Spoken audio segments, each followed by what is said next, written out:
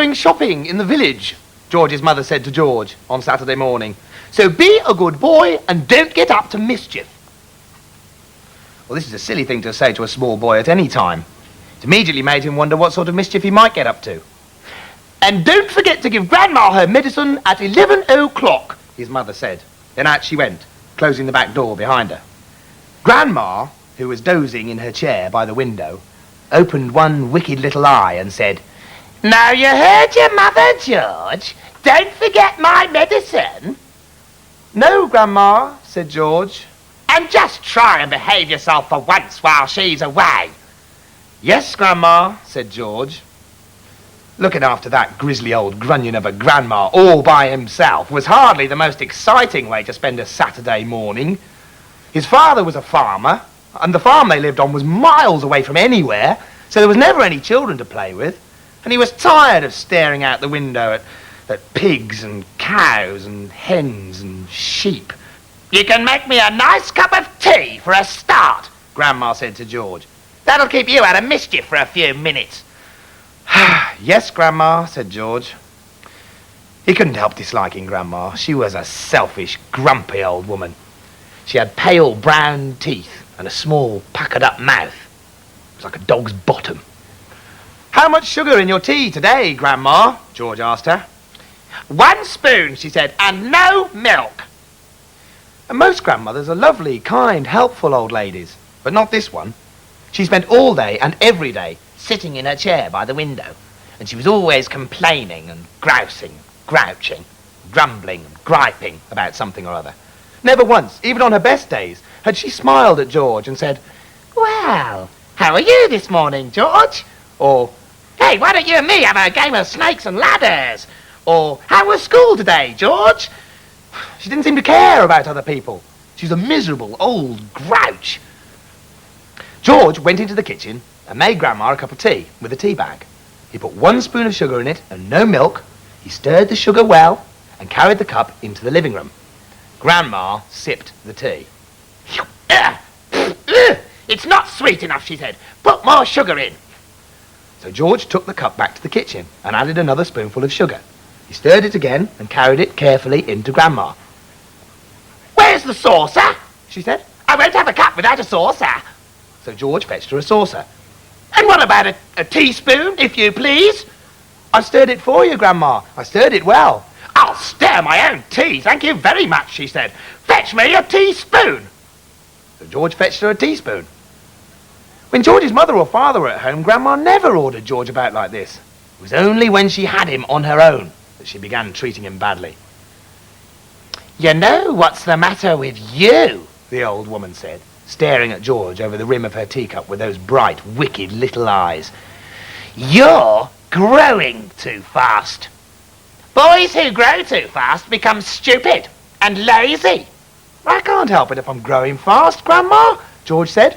"Of course you can," she snapped. "Growing's a nasty, childish habit." "But we have to grow, Grandma. If we didn't grow, we'd never be..." "Rubbish, boy. Rubbish. Look at me. Am I growing? Certainly not." "Ah, but you did once, Grandma." "Only very little," the old woman answered. "I gave up growing when I was extremely small, along with all the other nasty, childish habits, like laziness and disobedience and greed and sloppiness and untidiness and stupidity. You haven't given up any of those things, have you?" "Well, I'm still only a little boy, Grandma." "You're 8 years old," she snorted. "That's old enough to know better. If you don't stop growing soon, it'll be too late." "Too late for what, Grandma?" Well, shut up, George. It's ridiculous. You're nearly as tall as... She certainly was a very tiny person. Her legs were so short, she had to have a footstool to put her feet on.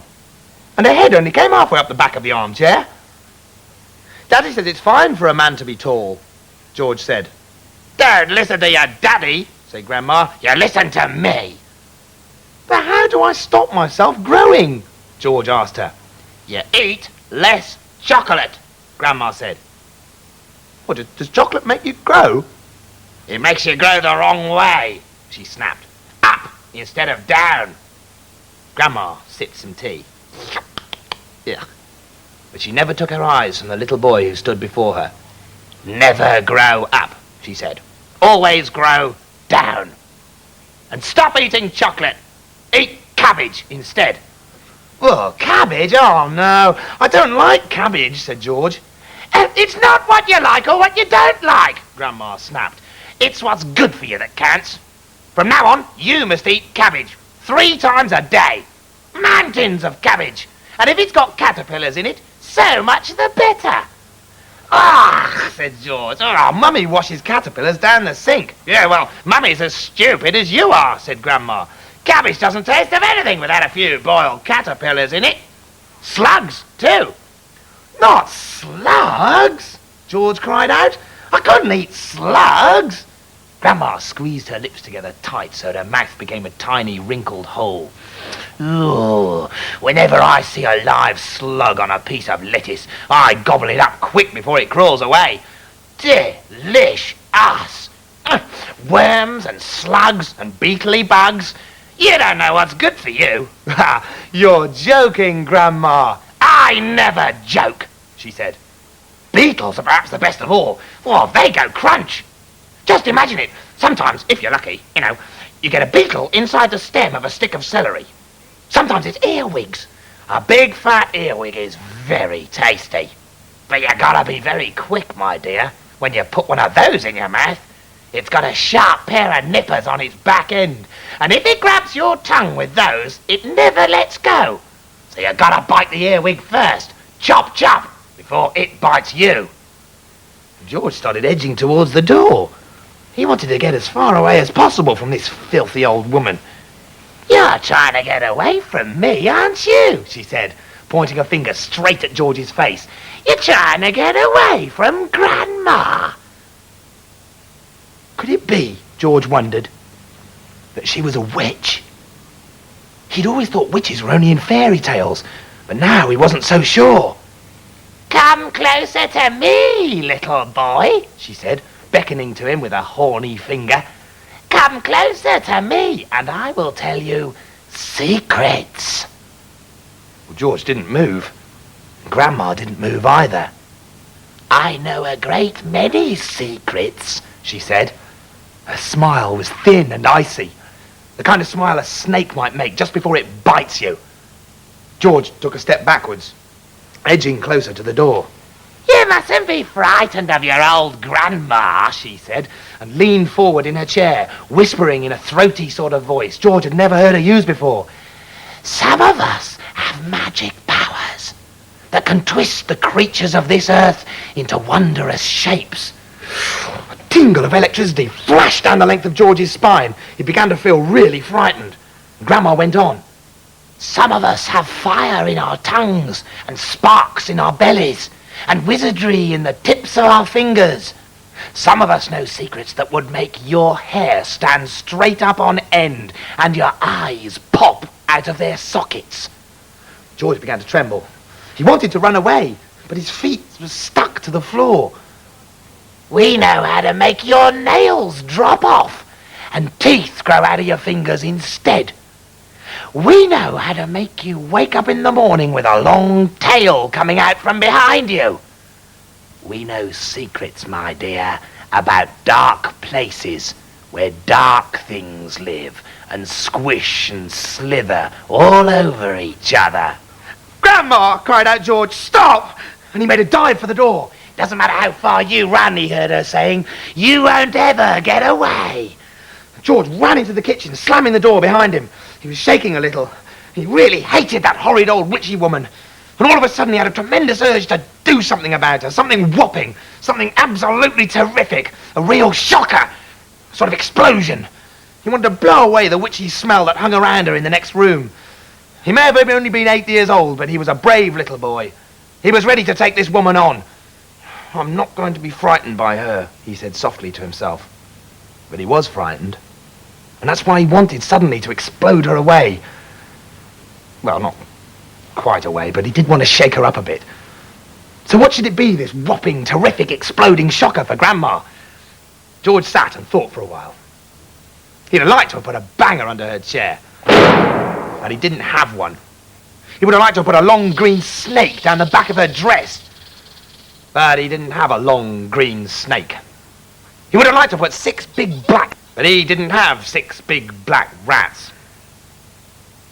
And as George sat there, pondering this interesting problem, his eye fell upon the bottle of Grandma's brown medicine standing on the sideboard.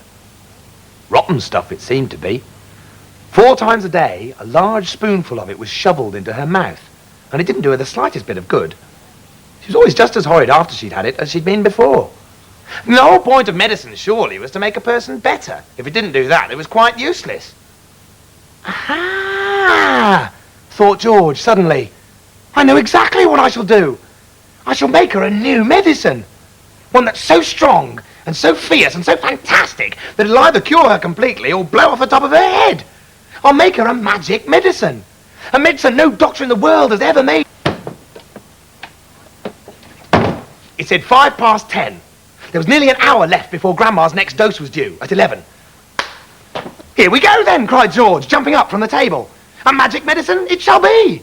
So give me a bug and a jumping flea. Give me 2 snails and lizards 3, and a slimy squiggler from the sea, and the poisonous sting of a bumblebee, and the juice from the fruit of the boo-boo tree, and the powdered bone of a wombat's knee, and 100 other things as well, each with a rather nasty smell. I'll stir them up, I'll boil them long, a mixture tough, a mixture strong, and then hey-ho and down it goes, a nice big spoonful, hold your nose, just gulp it down and have no fear. And how do you like it, Granny dear?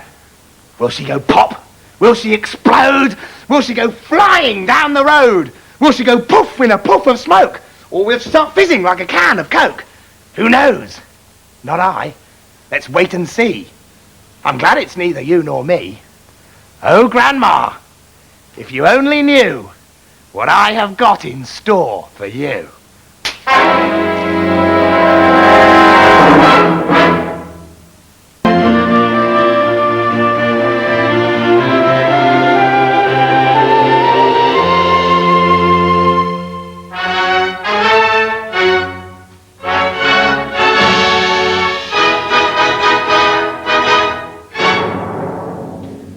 George's grandma was a selfish, grumpy old woman. She had pale brown teeth and a small, puckered-up mouth, like a dog's bottom. What's more, George had a pretty good idea that she was a witch. She was really horrible. He sat in the kitchen, too frightened to go back into the room where Grandma was.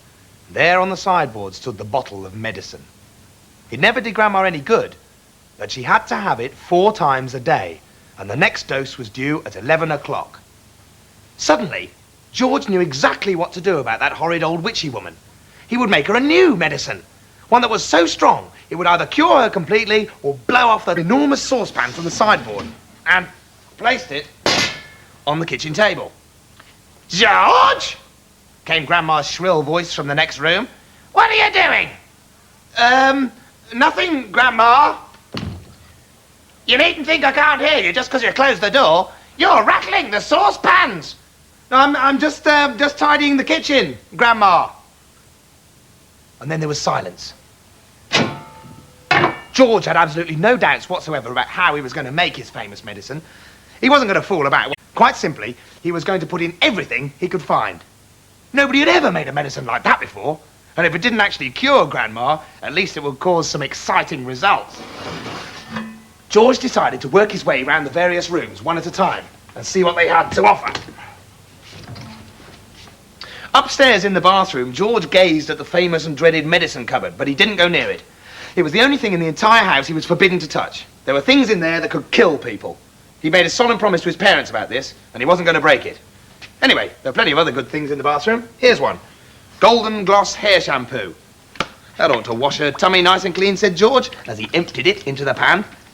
He took a full tube of toothpaste, squeezed out the whole lot in great long white worms. Maybe that'll brighten up those horrid brown teeth of hers, he said. There was an aerosol can of super foam shaving soap belonging to his father. George loved playing with aerosols. He pressed the button and kept his finger on it till there was nothing left, and the wonderful mountain of white foam. With his fingers, he scooped out the contents of a jar of vitamin-enriched face cream. In went a small bottle of nail varnish. If the toothpaste doesn't clean her teeth, George said, then this will paint them as red as roses. He found another jar of creamy stuff. Hair remover. Smear it on your legs and allow it to remain for 5 minutes. George tipped it all into the saucepan. Then there was some yellow stuff called Dishworth's famous dandruff cure. And a white powder for cleaning false teeth. And the last thing was another aerosol can. Nevermore Ponking deodorant spray, guaranteed to keep away unpleasant body smells for a whole day. She could use plenty of that, said George, and sprayed it all into the saucepan. Then he went to look in the bedroom. There, on his mother's dressing table, was yet another lovely aerosol can. Helga's hair set. Spray lightly. He squirted the whole lot into the saucepan. He did enjoy squirting those aerosols. There's a bottle of perfume there called Flowers of Turnips, which smelt of old cheese. Ugh. In it went. Then there was a round box of powder. It was called Pink Plaster. There was a powder puff on top, and he threw that in as well for good luck. He found a couple of lipsticks. He squeezed them out. Then he went downstairs.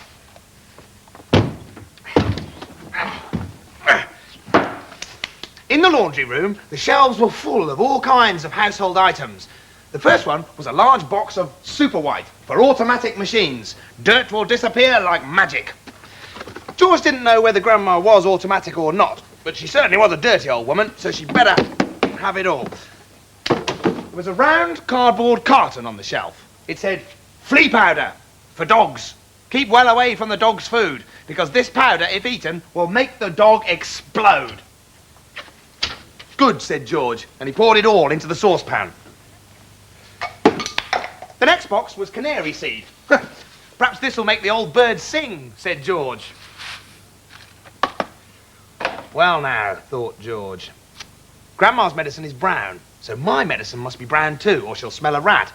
A good way to colour it would be with this tin of brown shoe polish. He scooped it out with an old spoon and plopped it into the mixture. And he was just about to go into the kitchen when he saw a bottle of gin near the door. Grandma was very fond of gin. She was allowed to have a small nip of it every evening. Now he would give her a treat. He would pour in the whole bottle. And he did. Back in the kitchen, George put the huge saucepan on the table. Then he had a look at the bottles and jars on the shelves. He chose a tin of curry powder, a tin of mustard powder, a bottle of extra hot chili sauce, a jar of black peppercorns, and a bottle of horseradish sauce. George, came the screechy voice from the next door room. What are you up to in there? Nothing, Grandma. Absolutely nothing. Is it time for my medicine yet? No, Grandma, not for about half an hour. Well, just see you don't forget it. I won't, Grandma. I promise, I won't. At this point, George suddenly had an extra good wheeze. Although the medicine cupboard in the house was forbidden to shed, nobody had ever told him he mustn't touch those. Let's face it, George said to himself, hairspray and shaving cream and shoe polish are all very well, and they'll no doubt cause some splendid explosions inside the old geezer, but what the magic mixture needs now is a touch of the real stuff, real pills and tonics to give it punch and muscle.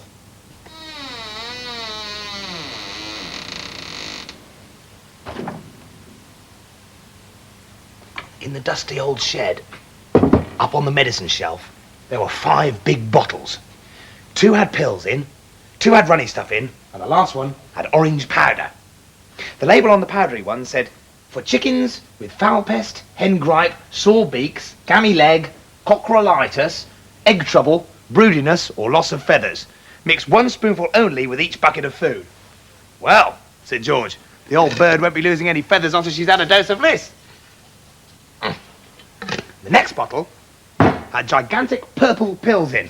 For horses with throated horse should suck 1 pill. Why do not have a horse throat, George said, but she's certainly got a sharp tongue.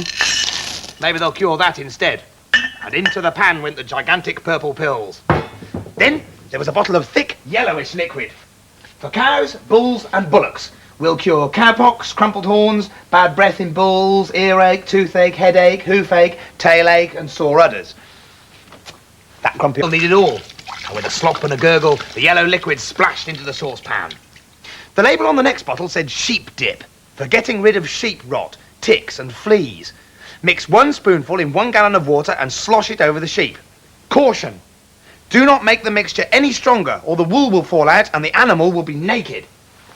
By gum, said George, how I'd love to walk in and slosh it all over Grandma and watch the ticks and fleas go jumping off her. But I can't, I mustn't, so she'll have to drink it instead. The last bottle on the shelf had pale green pills in. Pig pills, for pigs with pork prickles, tender trotters, bristle blight and swine sickness. Give 1 pill twice a day. More than that will make the pig rock and roll. Just the stuff for that miserable old pig back there in the house, said George. Finally, just for luck, he put in half a pint of engine oil to keep Grandma's engine running smoothly, and a handful of grease to grease her creaking joints. Then he staggered back to the house with the enormous heavy saucepan to give it a good quick boil on the stove. Soon the marvellous mixture was frothing and bubbling. The rich blue smoke filled the kitchen with a fiery, fearsome smell. It was brutal and bewitching, spicy and staggering, fierce and frenzied, full of wizardry and magic. Whenever George got a whiff of it up his nose, firecrackers went off in his skull and electric prickles ran along the backs of his legs. Suddenly, he found himself chanting strange words that came into his head out of nowhere.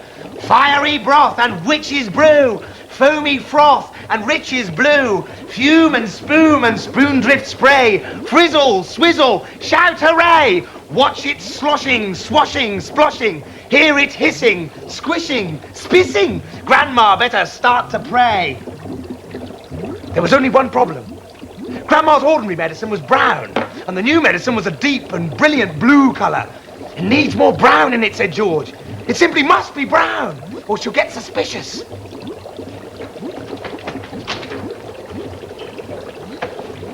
He dashed outside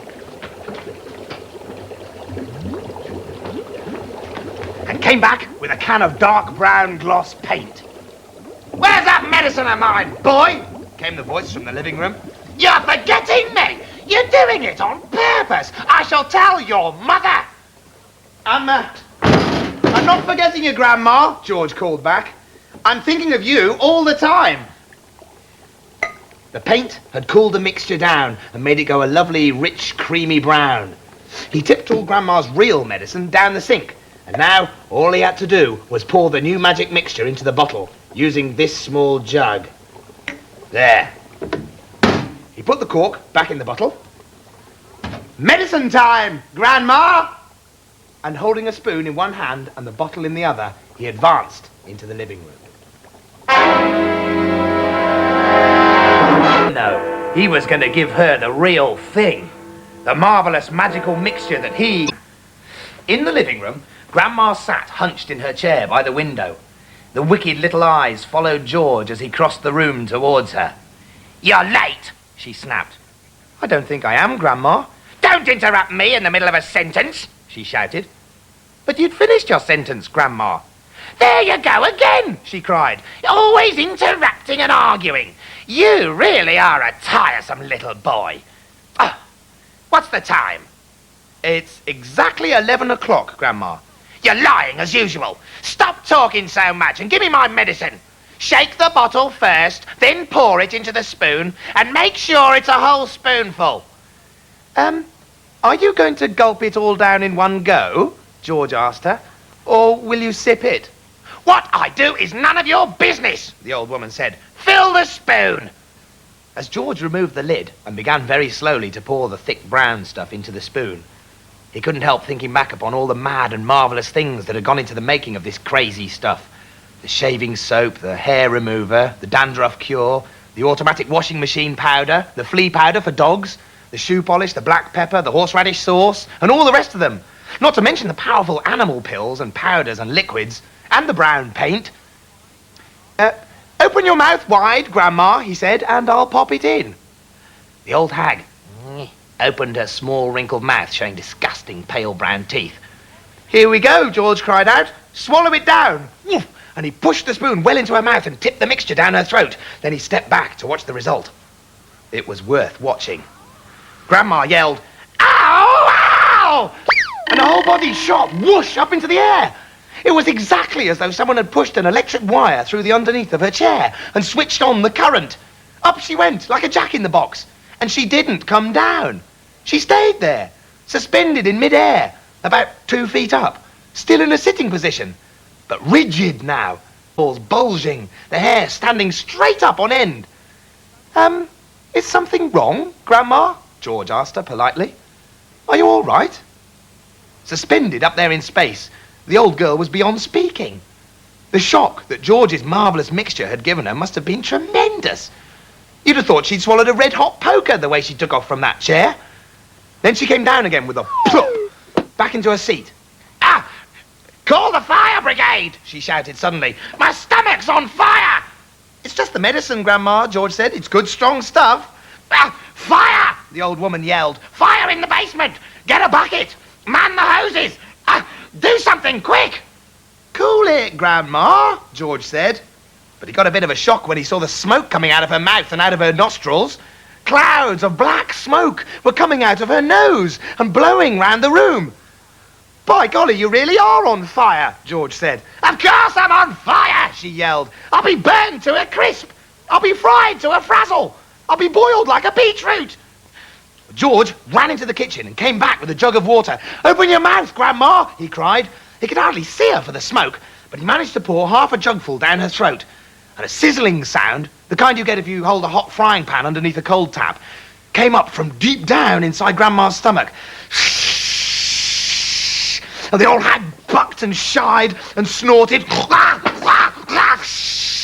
And spouts of water came shooting out of her nose. And the smoke cleared away.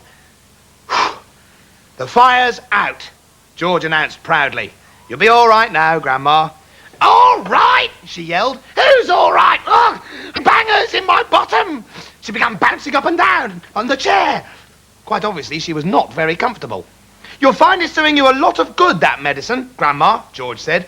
"Good?" she screamed. "Doing me good? It's killing me!" And then a funny thing happened. Grandma's body gave a sudden sharp twist and a sudden sharp jerk, and she flipped herself out of the chair. Landed neatly on her 2 feet on the carpet. "That's terrific, Grandma," George cried. "You haven't stood up like that for your own, and you're not even using a stick." Grandma didn't even hear him. The frozen, pop-eyed look was back with her again now. She was miles away in another world. Marvellous medicine, George told himself. He found it fascinating to stand there and watch what it was doing to the old hag. What next, he wondered, and he soon found out. Suddenly, she began to grow. It was quite slow at first, just a very gradual inching upwards. Up, up, up, about an inch every few seconds. And in the beginning, George didn't notice it. But when she had passed the 5'6" mark and was going on upwards towards being 6 foot tall, George gave a jump and shouted, "Hey, Grandma! You're growing! You're growing up! Hang on, Grandma! You better..." But Grandma didn't stop. It was a truly fantastic sight. This ancient, scrawny old woman getting taller and taller, longer and longer, thinner and thinner, as though she were a piece of elastic being pulled upwards by invisible hands. And when the top of her head actually touched the ceiling, George thought she was bound to stop. But she didn't. There was a sort of... bits of plaster and cement came raining down. "Oh, hadn't you better stop now, Grandma?" George said. "Daddy's just had this whole room repainted." But there was no stopping her now. Soon her head and her shoulders had completely disappeared through the ceiling, and she was still going. George dashed upstairs to his own bedroom, and there she was, coming up through the floor, like a mushroom. "Whoa-pee!" she shouted, finding her voice at last. "Hallelujah! Here I come!" "Steady on, Grandma," George said. "With a hey nonny no and up we go!" she shouted. "Just watch me grow!" "This is my room," George said. "Look at the mess you're making." "Terrific medicine," she cried. "Give me some more." She's as dotty as a donut, George thought. "Come on, boy, give me some more," she yelled. "Dish it out, I'm slowing down." George was still clutching the medicine bottle in one hand and the spoon in the other. Well, he thought, why not? And he poured out a second dose and he plopped it into her mouth. "Pow-wee!" she screamed, and up she went again. Her feet were still on the floor downstairs in the living room, but her head was moving quickly towards the ceiling of the bedroom. "I'm on my way now, boy," she called down to George. "Just watch me go." "That's the attic above you, Grandma," George called out. "I keep out of there. It's full of bugs and bogles." Crash! The old girl's head went through the ceiling as though it were butter. George stood in his bedroom, gazing at the shambles. There was a big hole in the floor and another in the ceiling, and sticking up like a post between the two was the middle part of Grandma. Her legs were in the room below, her head in the attic. "I'm still going," came the old screechy voice from up above. "Give me another dose, my boy, and let's go through the roof." "No, Grandma, no," George called back. "You're busting up the whole house." "To heck with the house," she shouted. "I want some fresh air. I haven't been outside for 20 years. By golly, she is going through the roof, George told himself. He ran downstairs, he rushed out of the back door into the yard. It'd be simply awful, he thought, if she bashed up the roof as well. His father would be furious, and he, George, would get the blame.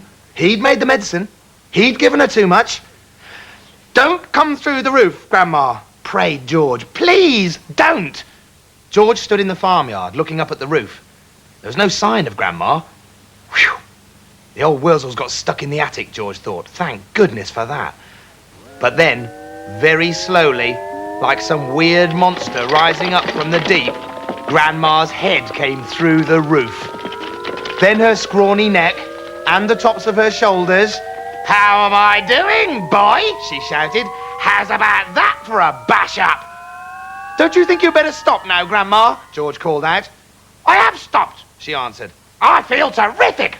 Didn't I tell you I had magic powers? Didn't I warn you I had wizardry in the tips of my fingers? But you wouldn't listen to your old Grandma." "You didn't do it, Grandma," George shouted back to her. "I did it. I made you a new medicine." "A new medicine?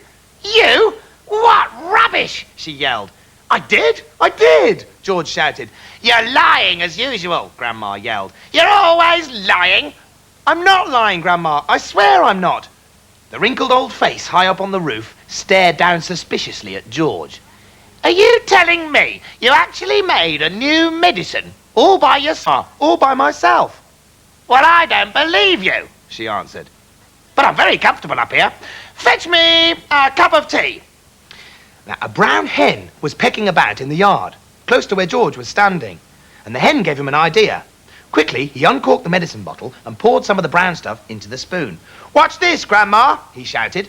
He crouched down, holding out the spoon to the hen. "Chicken," he said. Chicken. Come here, have some of this." Now, chickens are stupid birds and very greedy. They think everything is food. This one thought the spoon was full of corn. It hopped over and looked at the spoon. "Come on, chicken," George said. "Good chicken. Chick, chick, chick, chick." And the brown hen stretched out its neck towards the spoon and went peck. It got a beakful of medicine. The effect was electric. "Ah, ah, ah!" shrieked the hen and shot straight up in the air like a rocket. It went as high as the house. Then down it came again into the yard, splosh. And there it sat with its feathers all sticking out straight from its body. There was a look of amazement on its stupid face. "You've done it in, you stupid boy," Grandma shouted. "That hen's gonna die. Your father'll be after you now. He'll give you a hiding and serve you right." But now the hen began to grow. George had been waiting for this to happen. "It's growing," he yelled. "Grandma, look, it's growing." Bigger and bigger, taller and taller it grew. Soon the hen was 4 or 5 times its normal size. "Can you see it, Grandma?" George shouted. "I can see it, boy," the old girl shouted back. "I'm watching it." George was hopping about from one foot to the other with excitement. "It's had the magic medicine, Grandma, and it's growing, just like you did." But there was a difference between the way the hen was growing and the way Grandma grew. When Grandma grew taller and taller, she got thinner and thinner. The hen didn't. It stayed nice and plump all along. Soon it was taller than George. But it didn't stop there. It went right on growing until it was about as big as a horse. And then it stopped. "Doesn't it look marvellous, Grandma?" George shouted. "Well, it's not as tall as me," Grandma sang out. "Compared with me, that hen is ditchy small. I am the tallest of them all." "It's for pork. bigger sheep for mutton. And they went to the pigsty first. George gave a spoonful of medicine to the pig, and in a few moments, this is what it looked like. And the same thing happened when Mr. Cranky's herd of fine black bullocks each had a dose of George's medicine. After that, it was the sheep. Then George gave some to his grey pony, Jack Frost. And finally, just for fun, he gave some to Alma, the nanny goat. Grandma, from high up on the rooftop, could see everything that was going on, and she didn't like what she saw. She wanted to be the centre of attention, and nobody was taking the slightest notice of her. George and Mr. Cranky were running round and getting excited about the enormous animals. Mrs. Cranky was washing up in the kitchen, and Grandma was all alone on the rooftop.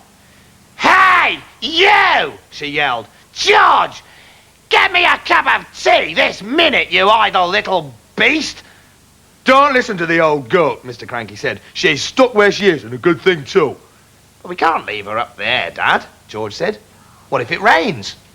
"George!" Grandma yelled. "Ugh, you horrible little boy! You disgusting little worm! Fetch me a cup of tea at once, and a slice of currant cake." "We'll have to get her out, Dad," George said. "She won't give us any peace if we don't." Mrs. Cranky came outside and agreed with George. "She's my mother," she said. "She's a pain in the neck," Mr. Cranky said. "I don't care," Mrs. Cranky said. "I'm not leaving my own mother sticking up through the roof for the rest of her life." So in the end, Mr. Cranky telephoned the crane company and asked them to send one of their biggest cranes out to the house at once. The crane arrived 1 hour later. It was on wheels, and there were 2 men inside it. They put ropes under Grandma's arms, and then she was lifted right up through the roof. In a way, the medicine had done Grandma good. It hadn't made her any less grumpy or bad-tempered, but it seemed to have cured all her aches and pains, and she was suddenly as frisky as a ferret. As soon as the crane had lowered her to the ground, she ran over to George's huge pony, Jack Frost, and jumped on his back. Then the ancient old hag galloped about the farm on the gigantic pony, jumping over trees and sheds and shouting, "Get out of my way! Clear the decks! Stand aside, all you miserable midgets, or I'll trample you all to death!" Yeah, and other silly things like that. But because Grandma was now much too tall to get back into the house, she had to sleep that night in the hay barn with the mice and the rats. And the next day, George's father came down to breakfast in a state of even greater excitement than ever. "I have been awake all night thinking about it," he cried. "About what, Dad?" George asked him. "About your marvellous medicine, of course. We can't stop now, my boy. We must start making more of it at once." "But why do we need more, Dad?" George asked. "We've done all our own animals, and we've made Grandma feel as frisky as a ferret, even though she does have to sleep in the barn." "My dear boy," cried Mr. Killy Cranky, "we need barrels and barrels of it. Tons of every farmer in the world, so that all of them can have giant animals. We will build a marvellous medicine factory and sell the stuff in bottles at £5 a time. We will become rich. You will become famous." "But wait a minute, Dad," said George. "There's no waiting," cried Mr. Cranky, working himself up so much that he put butter in his coffee and milk on his toast. "Don't you understand what this tremendous invention of yours is going to do to the world? Nobody will ever go hungry again." "Why won't they?" asked George. "Because 1 of milk a day. 1 giant chicken will make 100 fried chicken dinners, and 1 giant pig will give you 1,000 pork chops. It's tremendous. My dear boy, it's fantastic. It'll change the world." "But wait a minute, Dad," George said again. "Don't keep saying wait a minute," shouted Mr. Cranky. "There isn't a minute to wait. We must get cracking at once." "Do calm down, my dear," Mrs. Cranky said from the other end of the table, "and stop putting marmalade on your cornflakes."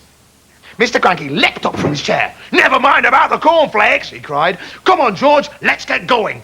When the new mixture is ready, we'll test it out on an old hen, just to make absolutely sure we've got it right. And after that, we'll shout hooray and build a giant factory."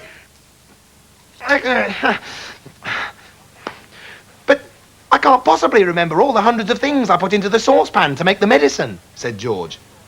"Of course you can, my dear boy," cried Mr. Cranky. "I'll help you. I'll jog your memory. You'll get it in the end. You see if you don't. Now then, what was the very first thing you put in?" Well, I went up to the bathroom first, George said. I used a lot of things in the bathroom and on Mummy's dressing table. Come on then, cried Mr. Cranky. Up we go, to the bathroom. And when they got there, they found a whole lot of empty tubes and empty aerosols and empty bottles. Oh, that's great, said Mr. Cranky. That tells us exactly what we need. If anything's empty, it means you used it. So Mr. Cranky started making a list of everything that was in the bathroom. And then they went on to Mrs. Cranky's dressing table. A box of powder, said Mr. Cranky, writing it down. Helga's hair set, flowers of turnips perfume. Terrific! This is going to be easy. Where did you go next? To the laundry room, George said. But are you sure you haven't missed out anything up here, Dad? Well, that's up to you, my boy, said Mr. Cranky. Have I? I don't think so, said George. Right. Down in the laundry room, Mr. Cranky wrote down the names of all the bottles and the cans. My goodness me! What a mass of stuff you need, he cried. No wonder you did magic things. Is that the lot? No, Dad, it's not, said George, and he led his father down to the shed. And there, on the table, were the 5 big empty bottles of animal medicines. Right. Anything else? Asked Mr. Cranky. And George scratched his head and thought, but he couldn't remember having put anything else in. So Mr. Killicranky leapt into his car and drove down to the village and bought new bottles and tubes and cans of everything on his list. And then he went to the vet and got a fresh supply of all the animal medicines George had used. Soon, all the things that Mr. Cranky had bought were lined up on the kitchen table. Now, show me how you did it, George, he said. Come along, show me exactly how you mixed them all together. One by one, George poured and squeezed the things into the saucepan. Keep at it, my boy, cried Mr. Cranky, dancing round the kitchen. Keep putting them in. Don't stop. Don't pause. Don't hesitate. It's a pleasure, my dear fellow, to watch you work. With everything so close at hand, the whole job didn't take George more than 10 minutes. But when it was all done, the saucepan didn't somehow seem to be quite as full as it had been the first time. Now what did you do? Cried Mr. Cranky. Did you stir it? I boiled it, George said, but not for long, and I stirred it as well. So Mr. Cranky lit the gas under the saucepan, and George stirred the mixture with the same long wooden spoon he'd used before. Brown enough, George said. Wait a minute, I know what I've forgotten. What? Cried Mr. Cranky. Tell me, quick, because if we've forgotten even one tiny thing, then it won't work. At least, not in the same way. A quart of brown gloss paint, George said. That's what I've forgotten. Mr. Killicranky shot out of the house and into his car like a rocket. He sped down to the village and he bought the paint and he rushed back again. He opened the can in the kitchen and he handed it to George. George poured the paint into the saucepan. Aha! That's much more like the right colour. It's boiling, cried Mr. Cranky. It's boiling and bubbling, George. Is it ready yet? It's ready, George said. At least, I hope it is. Right, shouted Mr. Cranky, hopping about. Let's test it. Let's give some to a chicken.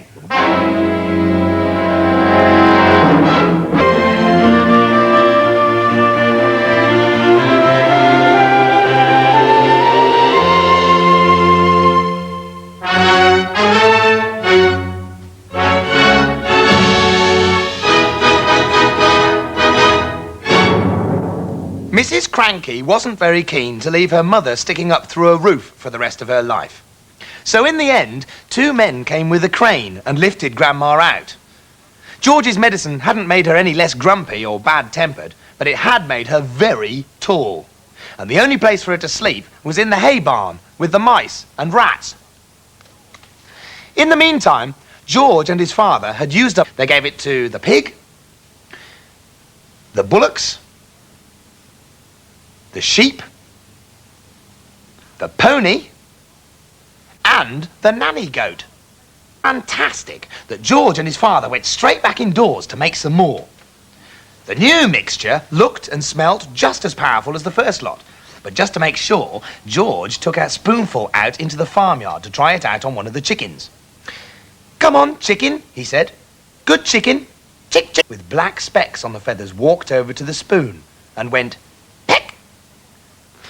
The effect that medicine number 2 had on this chicken was not quite the same as the effect produced by medicine number 1, but it was very interesting. "Row!" shrieked the chicken, and it shot 6 feet up in the air and came down again. Then sparks came flying out of its beak, bright yellow sparks of fire, as though someone was sharpening a knife on a grindstone inside its tummy. Then its legs began to grow longer. Its body stayed the same size, but the 2 thin yellow legs got longer and longer and longer. "What's happening to it?" cried Mr. Killiecranky. "Something's wrong," said George. The chicken looked perfectly absurd, with its long, long legs and its ordinary little body perched high up on top. It was like a chicken on stilts. "Oh, my sainted aunts!" cried Mr. Killiecranky. "This chicken's no good to anybody. It's all legs. No one wants chicken's legs." "Well, I must have left something out," George said. "I know you've left something out," cried Mr. Cranky. "Think, boy, think. What was it you left out?" "I've got it," said George. "Flea powder for dogs. And I used some brown shoe polish too."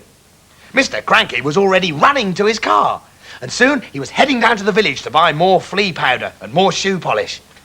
When he got back, George poured the flea powder into the giant saucepan, then he scooped the shoe polish out of its tin and added that as well. This was Marvellous medicine number 3. George boiled it and stirred it just as before. Then he took a spoonful of it out into the yard to try on another chicken. Mr. Cranky ran after him, flapping his arms and hopping with excitement. "Come and watch this one," he called out to Mrs. Cranky. "Come and watch us turning an ordinary chicken into a lovely great big one that lays eggs as large as footballs." "I hope you do better than you did last time," said Mrs. Cranky. "Come on, chicken," said George. "Chick, chick, chick, chick, chick, chick, chick, chick. Have some of the lovely medicine."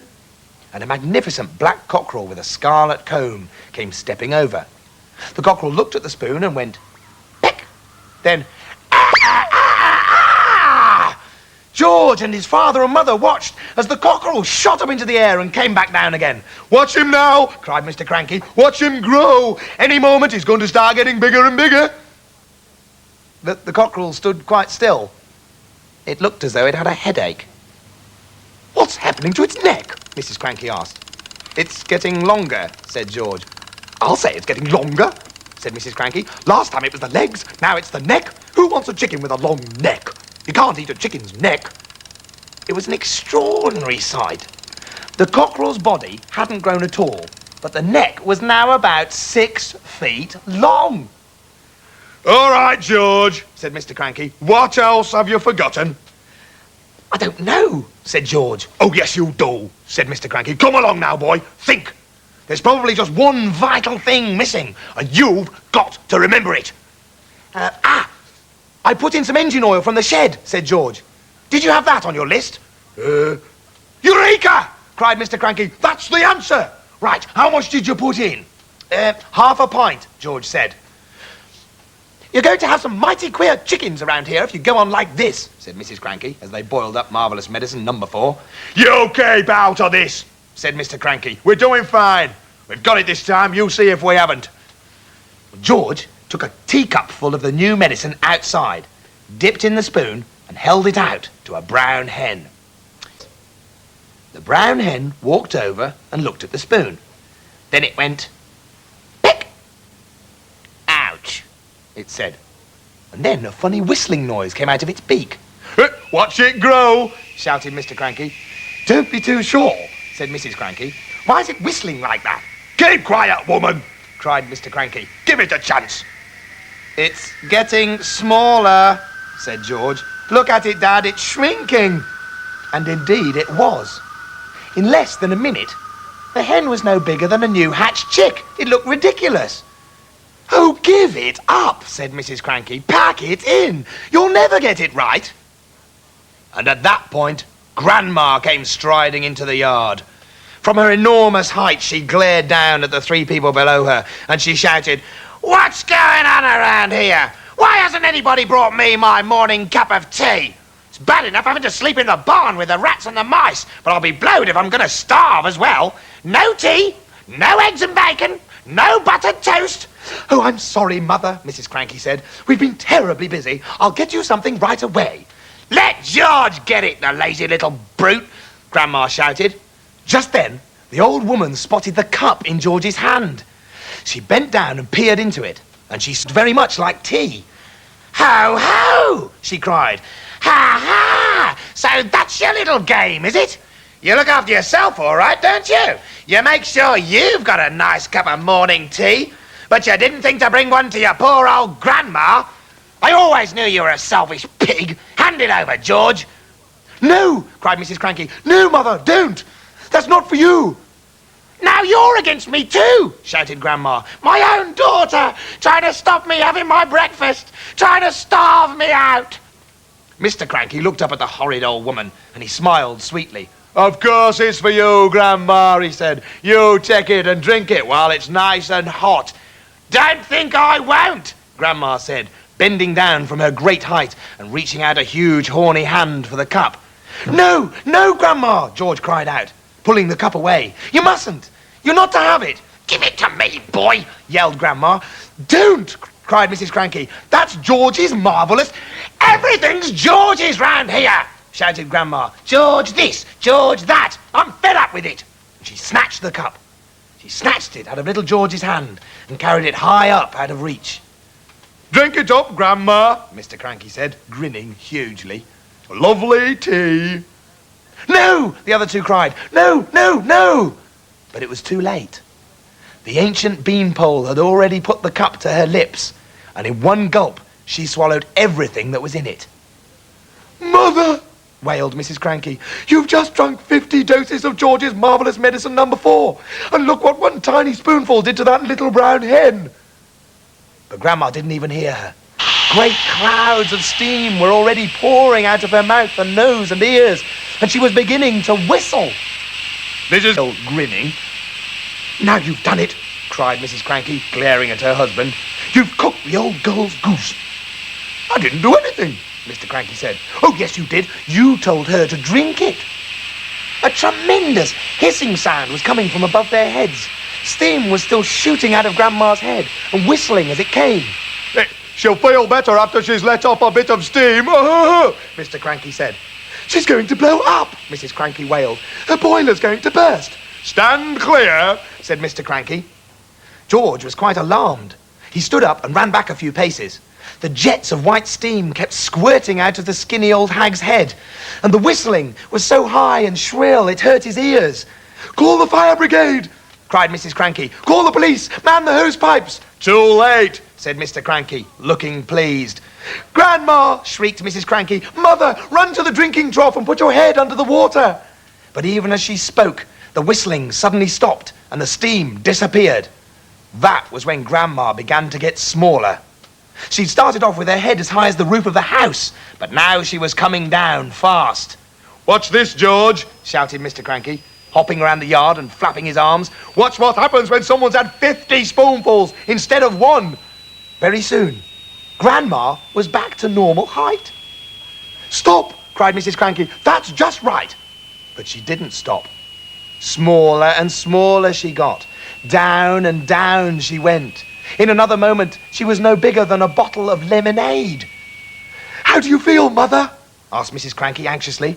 Grandma's tiny face still bore the same foul and furious expression it always had.